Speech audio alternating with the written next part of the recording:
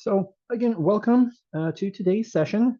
We are part 4 of our ARM and statistics series. So we've kind of reached the end here, and we're covering the AOV analysis, really how to run that as a report in ARM. And we'll talk through some of the reporting options, how to configure that report the way you may want it to be, also some of the frequently asked questions that we get, especially in this particular report. There's a lot of choices about the analysis itself that's run, in addition to just the components that are on that report. So we'll spend a lot of time just kind of going back and forth on some common scenarios that we get asked about frequently in our support box as a way to demonstrate the various options that are available. Real briefly, want to kind of recap if you missed that first session when we did kind of step through the AOV analysis. We talked through the analysis of variance. We did some examples. We'll just hit the highlights here real quick before we move over to ARM. We talked about how that analysis of variance is breaking up all of the variance that we have in our observations for our assessments into different sources. And then as we run some calculations, we end up with a p-value as kind of the end result of that analysis. And that is a probability, is what that p-value is. And specifically for AOV, that p-value is the probability that no differences in treatments exist. So we're really, in our one example, we had our P came out to be 0.04, which means we are 96% confident that there are significant differences in our treatments. But of course, that doesn't tell us the whole story. We do want to know what treatments are different. We just have a general statement of there is a significant difference somewhere in this list. And so we use the mean comparison tests to know which of these treatments are actually different from each other. And there was a variety of different tests. There's kind of the 4 big ones that are most commonly used. All of those are available in ARM. And of course, there's also a significance level or your alpha that plays a role too. And we went through some scenarios and kind of how to make some of those decisions. It's never easy, as most statistics are, but that was really kind of what we had covered in that first session. So for more detail, definitely you can go ahead and watch the overview that we did a little while back. But for now, let's just jump in to ARM. So I've got a trial here already loaded for us, rigged up a little bit to have some pitfalls, some things that we will show and demonstrate. I've got, I don't know how many columns. We'll probably focus on just the first few, but there's not too many. There's 9 different assessments here. But even just these first 5 will probably do us just fine. So a real basic introduction to the reporting functionality in ARM. We can go up to the File menu, and we have an option to print reports. And over on the left, we have the list of all the different types of reports that ARM can generate for us, split up by the type of file that you have. So I'm in a trial, so I have this long list of different reports and tools that we can generate. Some of them, like the spray seeding plan, is closer to a tool, calculate how much product that we need to measure out when we're making an application. Others are more of a report in the classical sense of assembling and putting together information that has been entered in this trial. So things like your trial treatments or your assessment data summary will do that. Today's focus is on the AOV Means Table.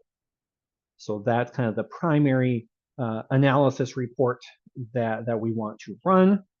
And if you double click on it in this list, or if you have it selected and you press the add button, it will get put into our list here. And this box is the list of report components that I want to include and assemble together for my final report that I can generate. And today that'll be really the only one we need to use. So we'll stick with that, but you can have multiple components if you want. When you have a report selected, in the middle of the screen here, we have report options. And we'll go back and forth throughout today to interact with these options and kind of investigate the ones that matter the most. I do have a report preview right here, so we can get a sense of what the report will look like. Or I can do that in the next phase. And I think this first time, at least, that's what I'll do. I'm going to go ahead and press next to generate an AOV report. So ARM is going to analyze our data, give us any warnings or things to look at. In my case, there's just some assumptions of AOV messages.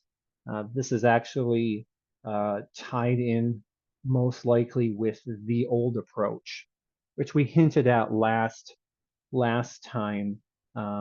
We have time, we'll kind of cover that in more detail. But for the moment, we'll kind of skip over this part, mostly tied to our data review process that we talked about last time around. So I'm going to say OK. And now on the print screen, I've got lots of options on how to assemble the different pages and order the pages in my report. I have the ability to send this report to a variety of file types if I want. But for today, we'll keep it simple. There is a preview button here in the corner that will let me look on my computer screen to see what this report looks like. And that'll be just perfect for today for us all to look at what we get on the report. Let me see if I can zoom this in just to the right amount here, maybe.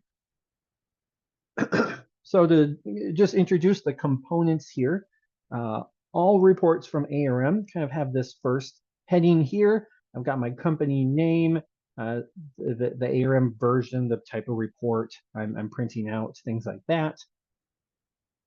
And then also my trial header. So this is the information you may recognize from the header editor within a trial. And so that will be kind of at the top of every report. I'll scroll down a little bit to kind of cut off that section to show the start of the AOV Means Table report itself. It looks a lot like the assessment data editor in that we've got all of our assessment columns. And this first portion here, vertically speaking, is our header. So all the different information that we've documented as part of describing the assessment is here on the report. Then if I scroll down some more, underneath that header, we have a table with treatment details. So for each treatment in our trial, we have, and we can control which columns print, but we have some basic information about the treatments in our study here. And then for each assessment column, so here's our column numbers 1 through 5 sit on this first page, we have the treatment means. So from that assessment number 1, we are calculating the average from across replicates for each treatment. And we're doing that for each assessment column. We also have our mean comparison letters that we'll look a little closer at the results here in a little bit, but that's telling us that significance. If you recall from our first session, any treatment with the same letter, let me zoom in just a little more maybe. Any treatment with the same letter is considered not significantly different. They are close enough to each other. We had drawn out that number line and they're in kind of that same range, close enough to each other that there is not a significant difference between the two of them. So then if you have a pair that do not have a letter in common, like 1 and 2 in this case, then they are considered significantly different. This first one's very cut and dry. The second one, you can end up with more and more letters, just depending on how many groups you end up with. All right, I'll move over and down a little bit. This next table underneath those treatment means is the descriptive statistics.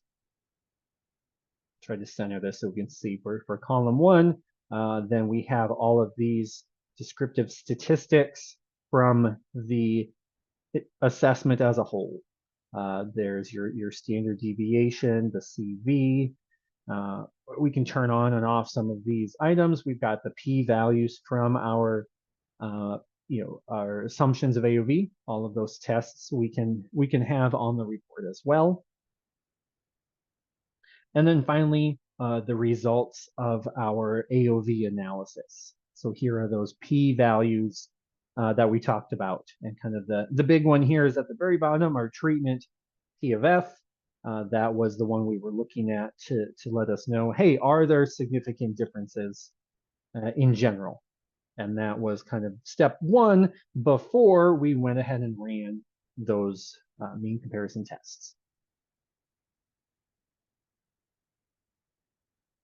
And that's pretty much it for the report. I do want to point out at the very bottom of the page, there are some footnotes.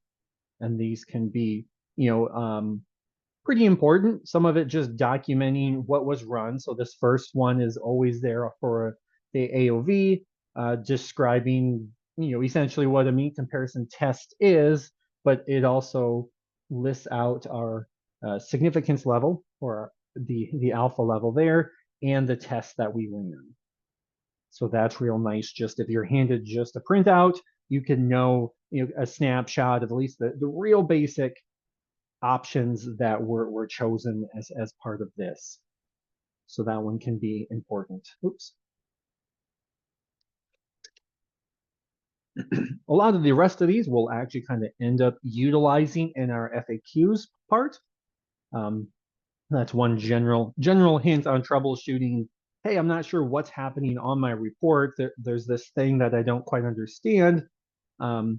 There's a good chance that maybe there's something in this list at the bottom of your report that might give you a hint about it. And so we'll be back here for sure to point out what some of these mean and how they tie in with what's happening on the report.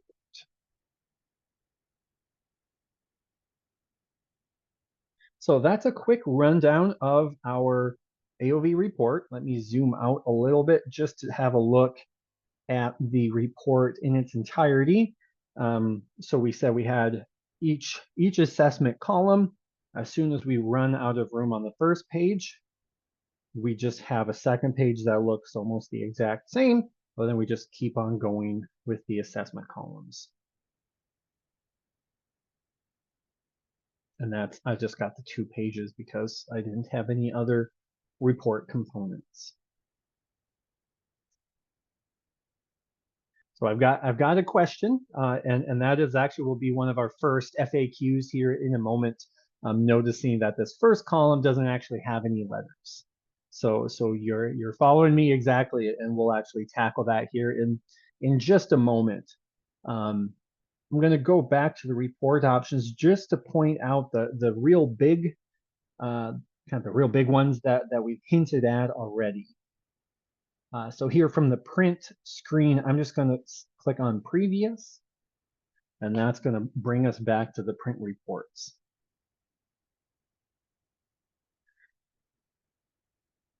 So once again, clicking on the name of your report will load in the report options in the middle of the screen, pointing out kind of these big ones that we've been talking about. Your mean comparison test is kind of the very first option here.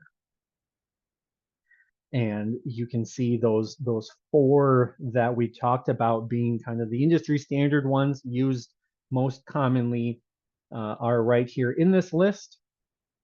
And they are ordered as far as most liberal. So the LSD is most likely to give you separation. You'll see separation, but the downside to that is they very well could be a false positive.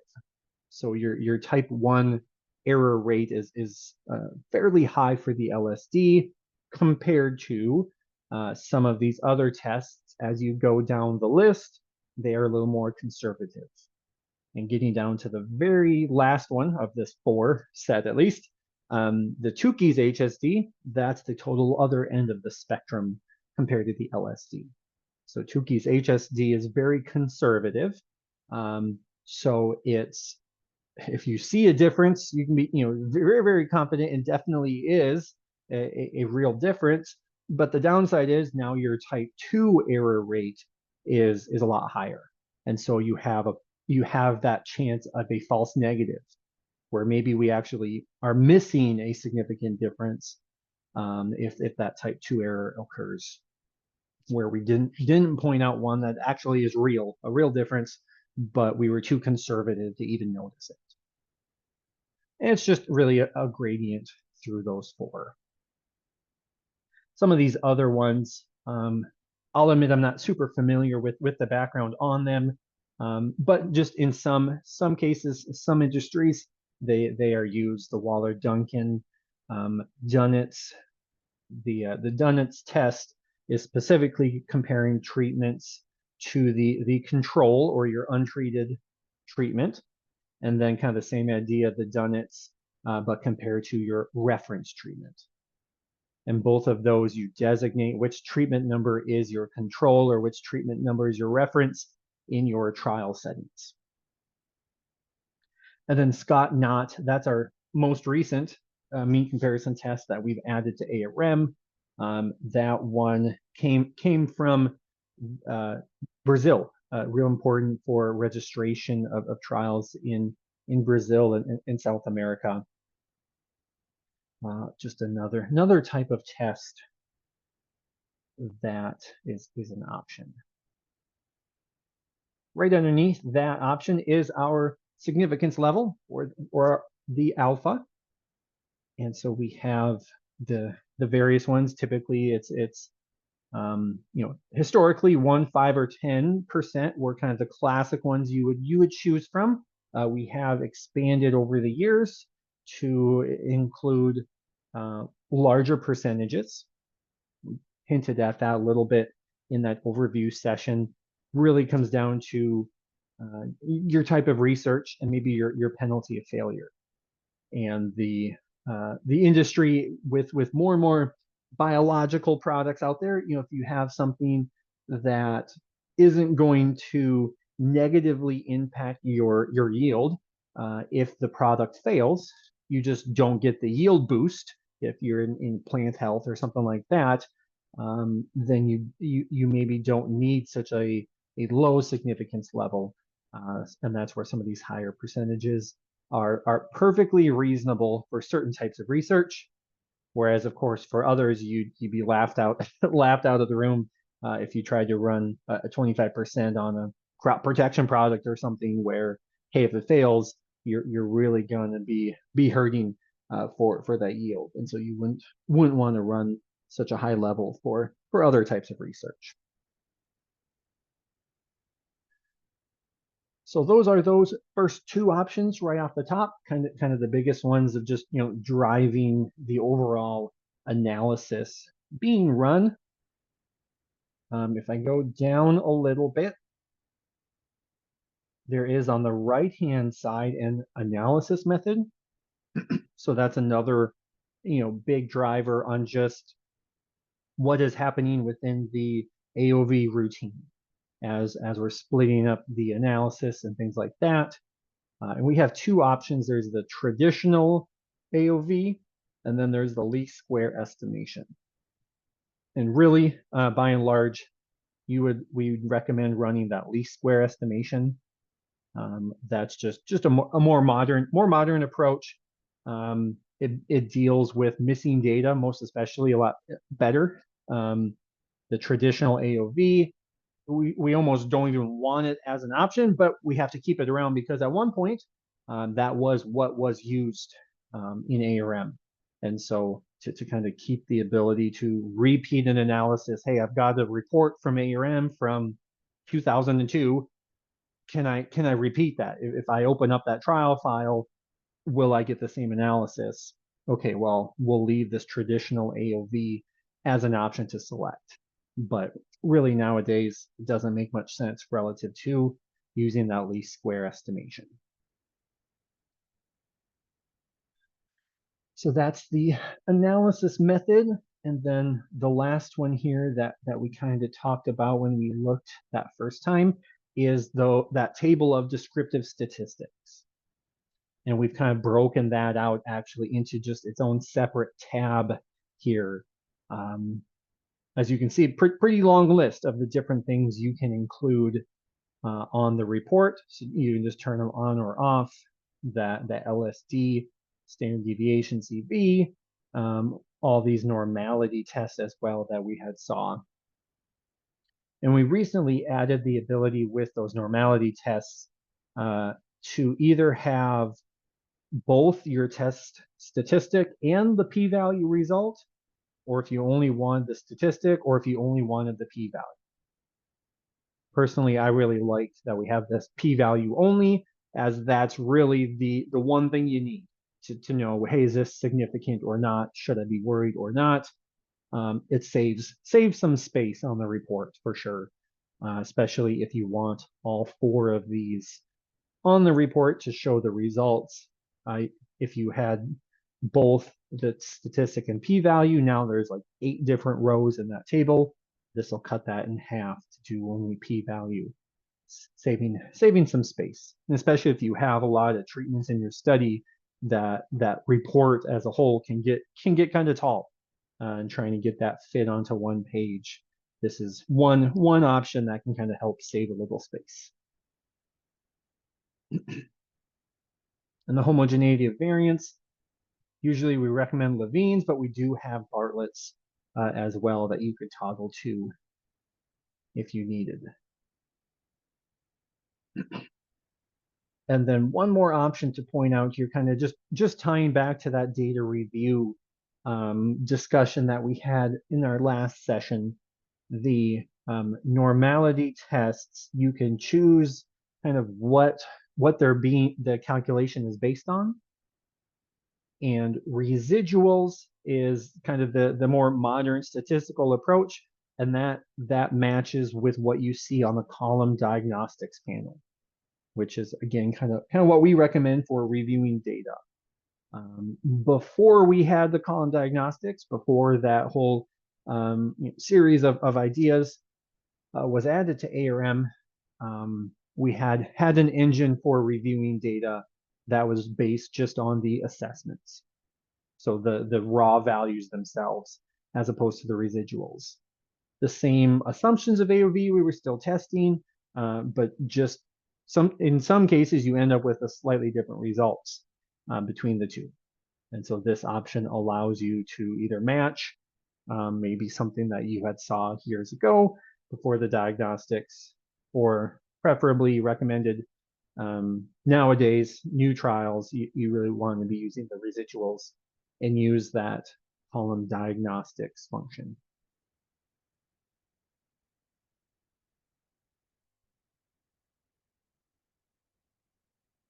Okay, so that is kind of the overall view for our AOV report. So let's dive into kind of some of the common questions that we see related to the AOV report and analysis in general. And for this, I think I'm going to try to use this report preview. We have just a little less space on the screen, so I'll really zoom in to try to talk about specifically what I want to look at. But a little easier to toggle then. I can get a snapshot. This preview here stops after 5 columns, so we don't see all of the pages, but it gives us just a nice snapshot of what we would expect to see in the report. And it'll be easy for us to go back and forth between the preview and the options. And it's real handy in general with reporting. If you're not quite sure what an option might have an impact on the report, just let me change it and look at the preview and see what changes, how it's different. And then I can even go back real easily. So using this tab is handy for that. So our first frequently asked question matches right with the question that we had in chat, noticing that this first column actually doesn't have any letters. We were talking about those mean comparison letters. Column 1 has no letters at all. What is going on there? And if we notice, and I'll zoom in just a little more to make sure it's visible, in the area where we would expect letters, there's actually just a little dash. There's a little line here instead. So that is ARM's way of showing that there's no significance. So the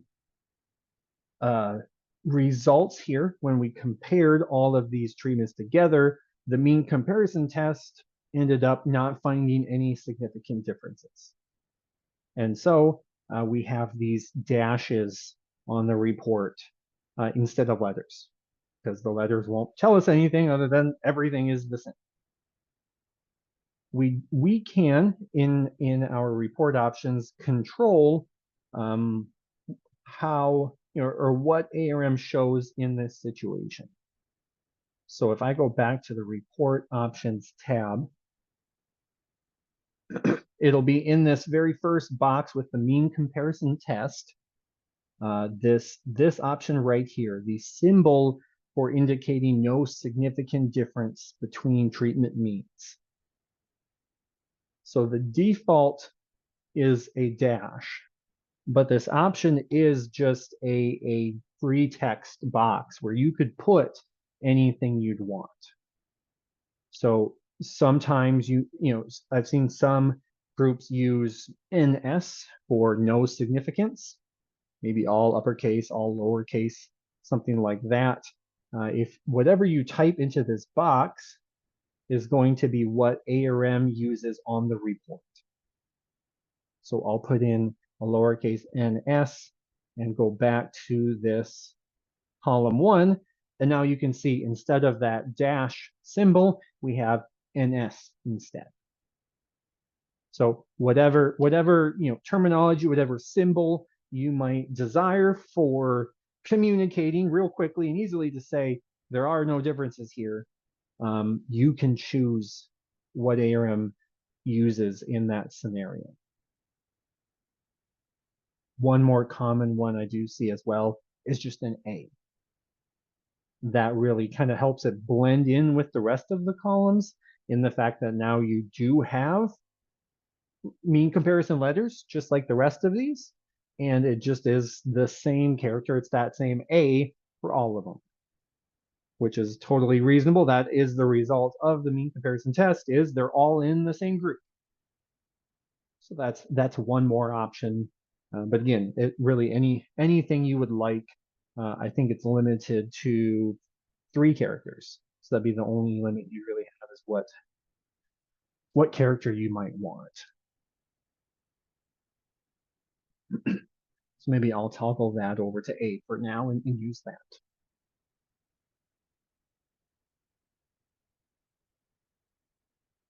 So that is our first question here.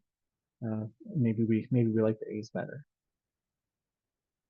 I see that I did misread your question, so I apologize. Actually looking at column 5. So let's slide over to column 5 and tackle that one. Oh yeah, no letters. We were actually talking about just the first mean in column 5 has no letters. So apologize for missing that the first time around. But yeah, we can see column 5 here. We have means for all of our treatments. We certainly have pretty regular analysis from what I can tell, but there is just no letter here in this first treatment. So the reason for that, let's see if I can, let's just go to column 5 on the editor, actually. That might be a little easier to see since we're really crammed. So column 5 in our data here, we have that ARM action codes row. And for column 5, there is a code entered here, and it is the EC action code. And so that's a command given to ARM during the analysis, specifically telling it to not analyze the untreated check. We'd still report the treatment mean. So we saw the treatment mean on that report, but that treatment wasn't analyzed at all in our analysis. And thus we don't have a mean comparison letter because none of that data was in the analysis. So we've chosen to exclude that treatment one. And in this case, you can tell, if your goal for that assessment is maybe not to prove that your product is better than doing nothing, but maybe you kind of want to zoom in, if you will, to just your products that that you've chosen. That's one method, is just excluding the check. That will, oops, I somehow added 2 of them. That will throw out the check data. I don't really need it. It's mostly for our reference, or maybe for a later calculation where I'll do a percent of check, but I really want my analysis to zoom in on that.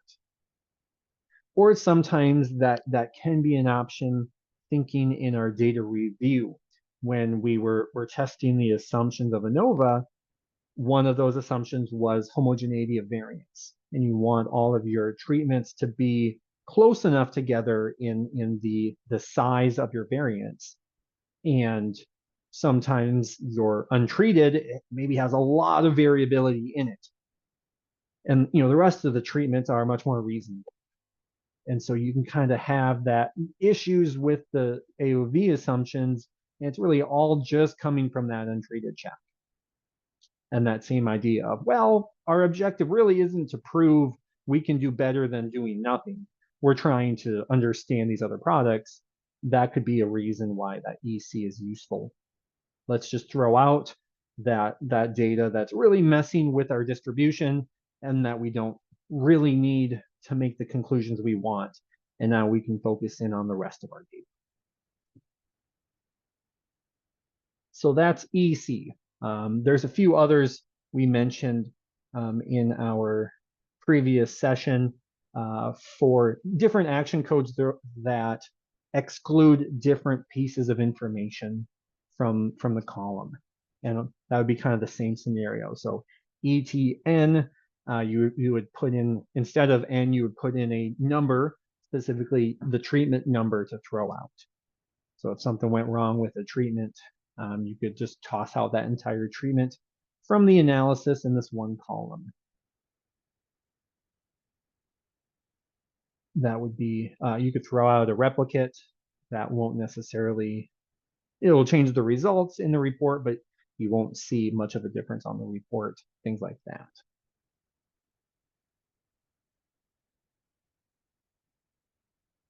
So if you decide, if I'm looking at this again and I go, I think I don't want that information to be excluded, kind of the nice thing with this action codes field is I can just delete that code. As you'll notice, we didn't actually get rid of the data values from the editor. The raw data is still all there, just like it was recorded So I can simply change the instructions that I'm giving to ARM in the analysis. And now if I go back to the print reports, if we look at column number 5 again, now that treatment 1 is included in the analysis. And I think our conclusions are probably somewhat different. I didn't really pay attention from the first time, but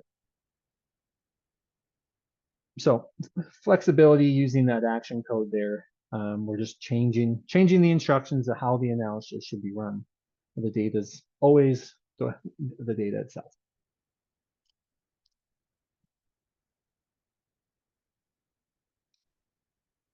Okay.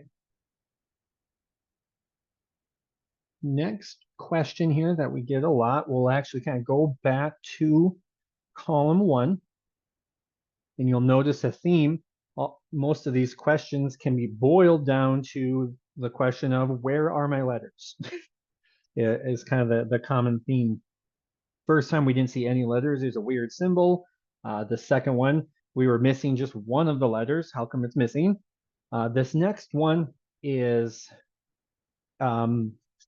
a question of, well, okay, I've got letters, but I'm not seeing differences. And I would expect differences.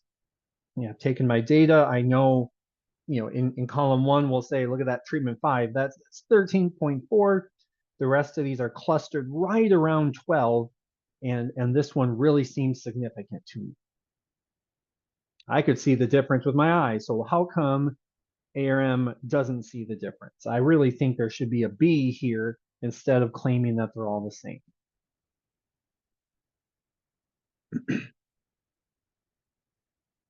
Technical answer for that, the first place I look when I get that question is to come down to our treatment probability of F. Again, that p-value, remember, that's the result of our initial AOV analysis that's answering the question, are there any differences at all in this data? And this p-value is our confidence, whether that statement is true or not. And in this column, my treatment p-value is 0.08. So that would imply that we're 92% confident that there are differences. And given that our alpha level, we have, prior to running our analysis, we have decided up front that 5% is our cutoff. I want to be 95% confident in any conclusion that we draw. That's the level of confidence that I want to set, that I want to have in our results. Real roughly 1 out of 20 is good enough. If I'm wrong 1 out of 20 times, I can live with that. That's a reasonable amount. That's really what that 5% equates to. Hey, we might be wrong 20 times we run it, 20 comparisons, whatever. One of them we might miss out on. That's pretty strong. So because our alpha level is 0.05, the result here of 0.08 is too high. So the results of the ANOVA is we don't believe that there are significant differences. And so in theory then, if we don't believe there's any differences coming through the ANOVA analysis, then there's really no point to running the mean comparison test.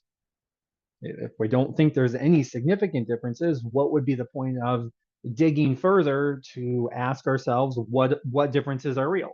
Well, we don't think there are any, so there's no point to testing further. And so we would actually stop at that point and not even run a mean comparison test, because we got our answer. There are no differences. And so that's what the report is showing us. There are no differences. We've stopped at the end of ANOVA. We don't have to run the comparison test. This whole idea of stopping instead of proceeding is called a protected mean comparison test. The idea, again, I'm not going to run a mean comparison test if ANOVA itself doesn't think there's any use to it. Now, we do have an option to control that behavior. So whether you want to follow that idea and run a protected test, or if you say, I don't want to do that, I just want to run a mean comparison test, regardless of what ANOVA says, it is possible here, back in our report options, still in the same mean comparison test box, there's an option for only when significant AOV treatment P of F. So again, this is on by default. It's protecting ourselves, if you will. I'm not just going to blindly run a test. If I turn that off, then that mean comparison test will be performed no matter what. So regardless of what the p-value is, we're going to run the mean comparison test. Doesn't give us results. That's useful just for my next frequently asked question, but there is a small difference in the fact that it did actually run that.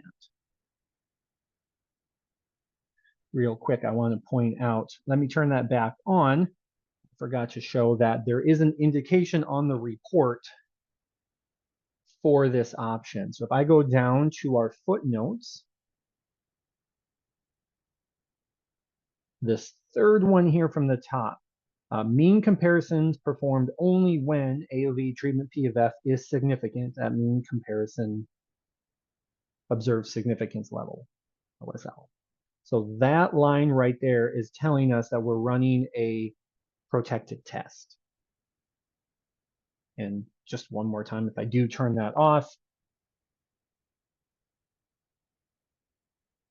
now that footnote is not there. So that's one way to tell if you're only got the printout, trying to reverse engineer maybe what choices were made going into this report. That's how you can tell, were they running a protected test or not.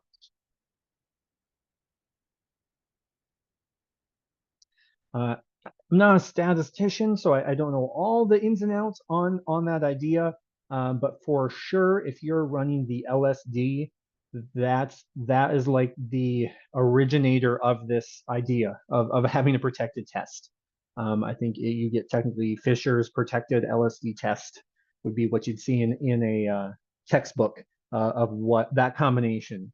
Because again, that LSD is so liberal, really inviting false positives that it's kind of logical to pair that really liberal test with at least a little bit of protection to not overstep our bounds, if you will. Logically, although I don't have statistical rigor behind this statement, the lower you go on that list, the more conservative of a comparison test you have, you maybe would then have a rationale where you could turn this off, because I'm being conservative with my tests, so maybe I don't have to be quite as conservative on this cutoff. Again, more of a gut feeling than statistical rigor to that statement.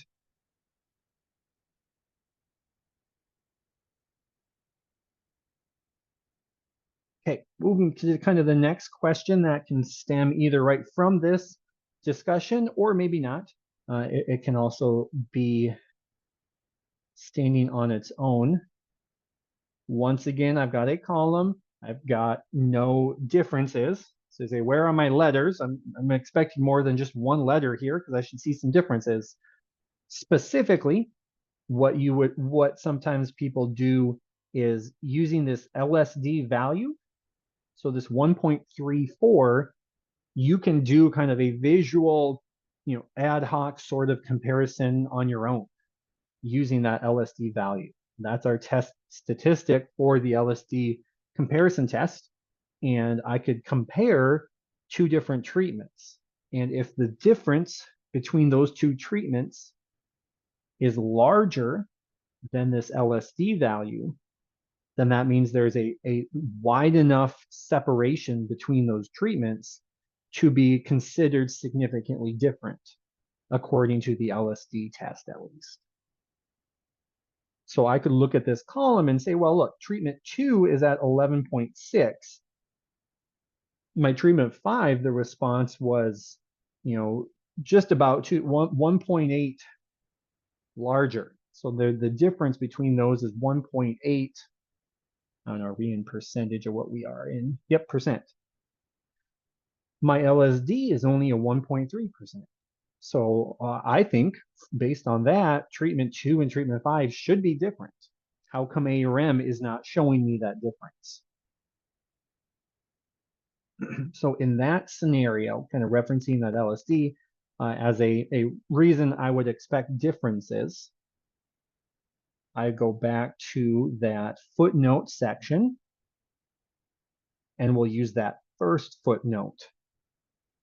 And I can see in this case, we are running the student Newman-Kuhl's test. So we're not using the LSD value to make comparisons. We're using a different mean comparison test. So if I did want that LSD to be the use for my comparisons, I would need to go back to my mean comparison test and run it with the LSD. And now we should see that difference being expressed here because we're running, and there's several, but that one that we highlighted here, treatment 5, is different from treatment 2 because they don't have the same letter. So your mean comparison test can have an impact on what results you see, depending on what you're running, and of course how the data lands. Certainly not every column you'll see a difference between different tests, but I've rigged up this one to make sure we land in that sweet spot between the two.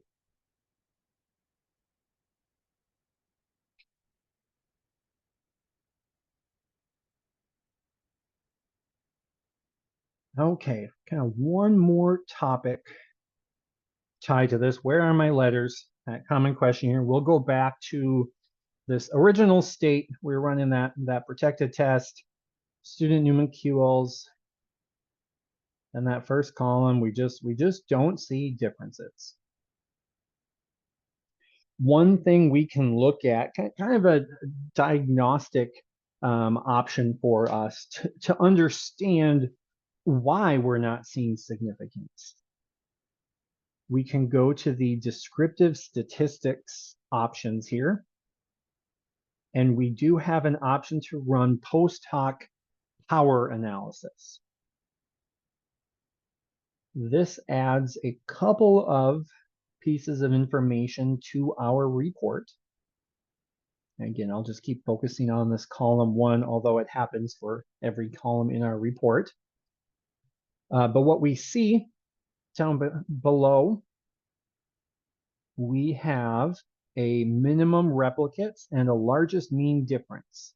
Our 2 new rows here on the report when I turn on this post hoc power analysis. So what we're looking at is, let's take a look at this data. What is the largest difference between a pair of means that we can find in this list? And we've already done the math on this one.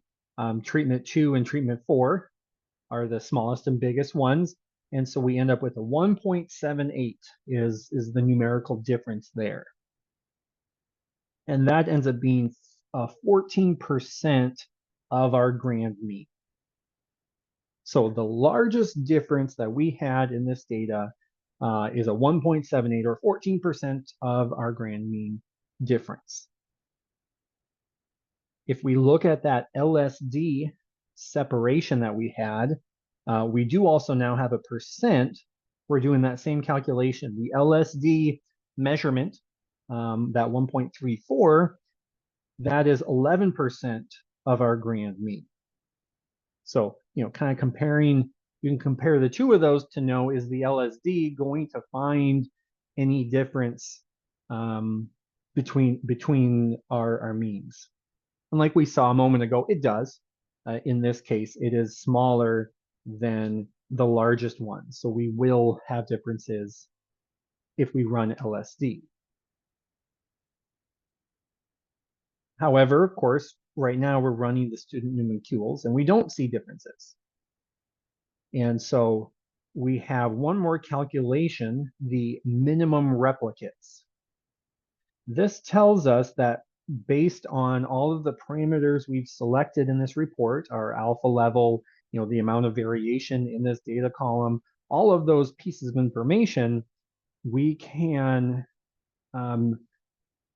figure out how many replicates of data would we need in order to have enough power, statistical power, in order to find separation.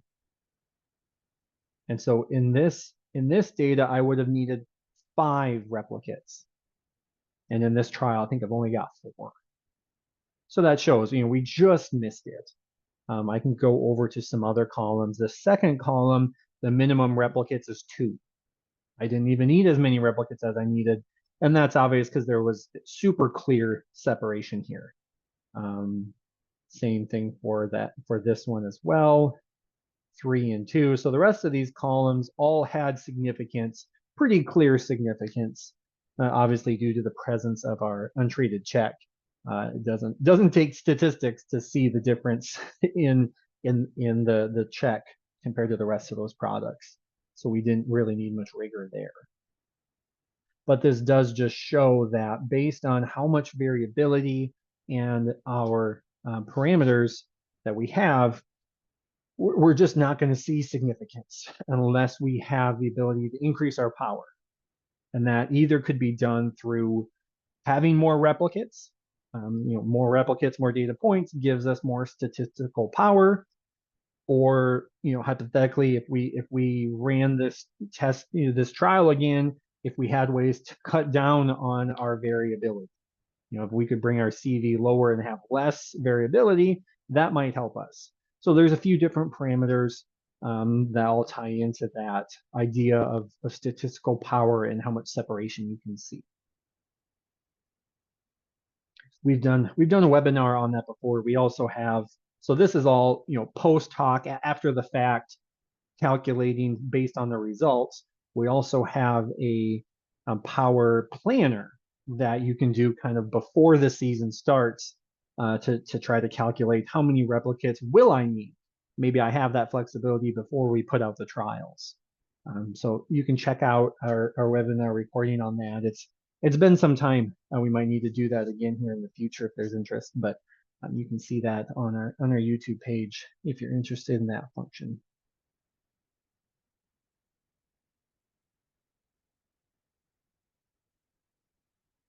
So that's kind of the last, hey, where are my letters question. We're getting towards the end of our session. So if you do have questions, fire them away. I've got a couple other little things I can show, but I don't want to talk all the way through if there are some questions. And I see that there is one more. So thinking, hey, we don't have letters, but we're so close. Is it valid to go back and set our significance level to 10%? The first answer, I can confirm your first sentence where in that case it should show letters. And that, I believe, I agree with you, is true. And sure enough, it does. We were so close. We saw that in the treatment p-value, we're at 0.08. So we knew we were close to that cutoff. And we saw everything else was telling us right on the edge. So sure enough, changing that to 10 does give us letters. The statisticians, probably any statistician in the 5-mile radius, probably just got a shiver because we're really cheating to do this. It's really not correct to make a change to these parameters after the fact. We're really, in some regards, you're kind of trying to rig the system. Well, how loose do I need to be in order to say what I want to say? Just kind of doesn't have the statistical rigor that most especially I hear statisticians get real excited about. Really, the idea, this significance level isn't supposed to be a game of limbo of how low can I go and still say what I want. It's meant to be a before I run the analysis, let me think about the parameters. Let me think about my objectives. Let me think about my penalty of failure, the industry I'm in, what type of trial this is. All of those questions that we talked about in our previous session, those should all go into deciding what level is right for me in this trial. Deciding after the fact, well, what level gets me to say there's differences, that's not really what we're after. You want to consider what level is appropriate for the trial, for the research being done, not what level is appropriate for the data that I have. So I'll get off my soapbox, but that's the idea there. And a lot of times the messaging, if you're a trialist and you kind of feel that desire, well, what am I doing then? I've wasted my time with this trial because I don't even see significance. If you've been contracted out and you're sending this back to the sponsor, your data is still super valuable. And in all likelihood, that sponsor is going to take your trial and combine it with 5, 10, 20 others.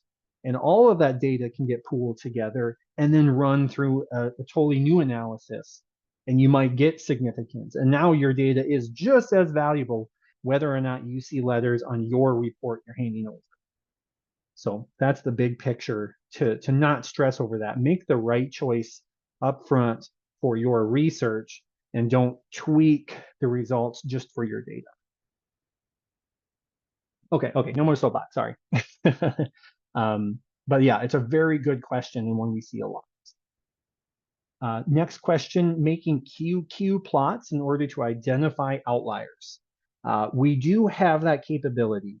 I'll show you real quick, but if you watch our last session on data review, you can see me talk about it in a little more detail. You'll find that on the column diagnostics panel. That'll run diagnostics on this column. And specifically here, I'll just go into like column 2, there's a diagnostic graphs button.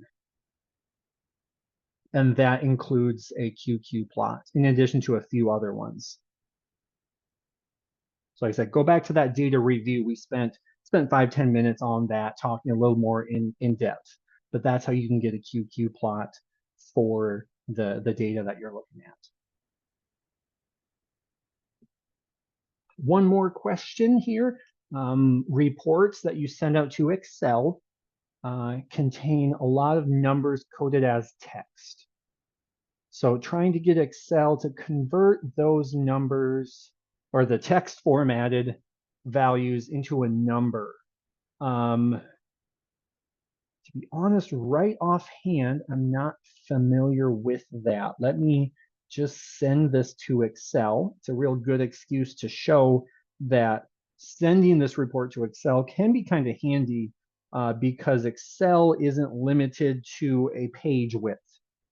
So especially if you have a lot of data columns, it's kind of nice. You'll see in this report, we still have all the pieces of information, and they usually look a little weird because we're kind of forcing them into certain cells.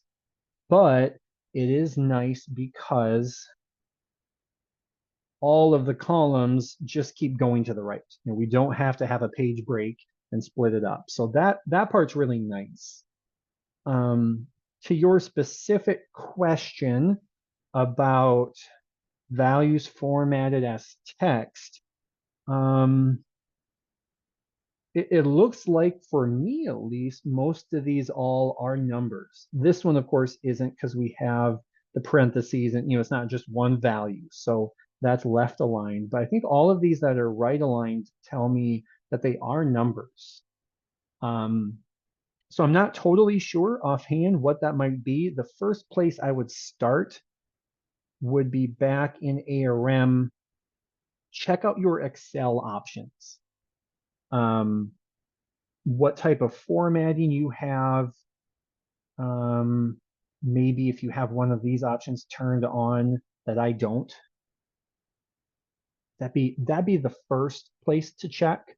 If you still can't quite figure it out, maybe send us an email to our support box, and just, if you could attach like your trial and maybe your Excel sheet, so then we can open that up and try to replicate, try to understand if it's an option or something else going on, why that might be happening. Great question.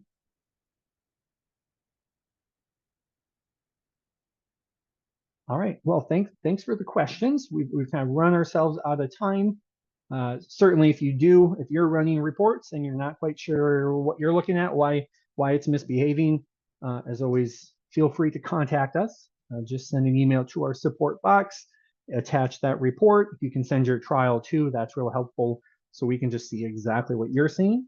But with that, thanks all for your participation, and hopefully we'll be seeing you at another webinar soon.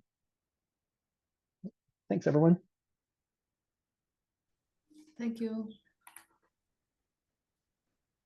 Thank you.